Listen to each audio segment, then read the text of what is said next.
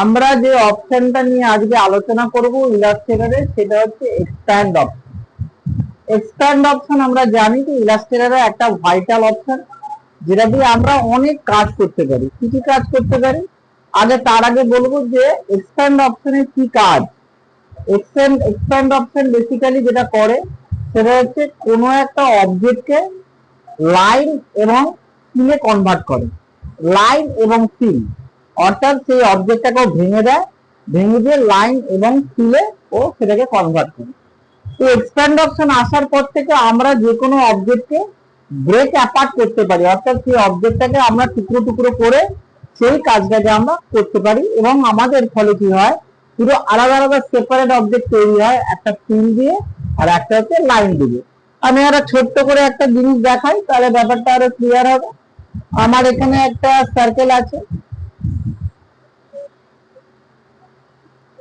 আমি এখান থেকে কালার নিলাম, আমি এখান থেকে আবার একটা ডুপ্লিকেট তৈরি করলাম। আমরা জানি যে ইলাস্ট্রেটরে সবসময় অল্ট প্রেস করে আমরা ডুপ্লিকেট করে থাকি।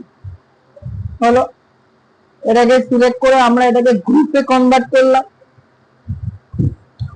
গ্রুপে এবার অবজেক্টে গেলাম, আমরা দেখতে পাচ্ছি যে অবজেক্ট থেকে যে এক্সপ্যান্ড অপশনটা অন হয়ে গেছে। আমরা এটাকে এক্সপ্যান্ড করলাম, সাথে সাথে জানতে চাই যে কিসে করব, আমি এটাকে ফ্রিল্যান্স থেকে কনভার্ট করব। ওকে, তো এটা কনভার্ট হয়ে যাবে এবং কি হবে, প্রতিটা অবজেক্ট একটা আলাদা আলাদা সেপারেট এন্টিটি পাবে, অর্থাৎ আলাদা আলাদা পার্টে কনভার্ট হয়ে যাবে এইটা। ঠিক আছে, এই অপশনটা দিয়ে আমরা যে কোনো লোগোকে ব্রেক অ্যাপার্ট করতে পারি, লোগোটাকে ভাঙতে পারি। এইবার ইলাস্ট্রেটরে আরেকটা যে অপশন আছে সেটাকে আমরা বলে থাকি শেপিং অপশন। তোমাদের এখনো কোডেল ড্র হয়নি, কোডেল ড্র থাকলে তোমরা এই অপশনটা দেখতে পেতো। এই শেপিং অপশনের মাধ্যম দিয়ে আমরা প্রত্যেকটা আলাদা আলাদা পার্টে এটাকে শেপে কনভার্ট করতে পারি। ঠিক আছে, এই শেপিং অপশনটা আমরা মোটামুটি এফেক্ট থেকে পেতে পারি বা অবজেক্ট থেকে গিয়ে শেপিং বলে একটা অপশন আছে সেখান থেকে পেতে পারি। সেই জায়গা থেকে আমরা 5 থেকে 6টা শেপিং অপশন আছে, সেই অপশনগুলোকে ব্রেক ব্রেক ব্রেক ব্রেক করে আলাদা আলাদা পার্টে কনভার্ট করতে পারি।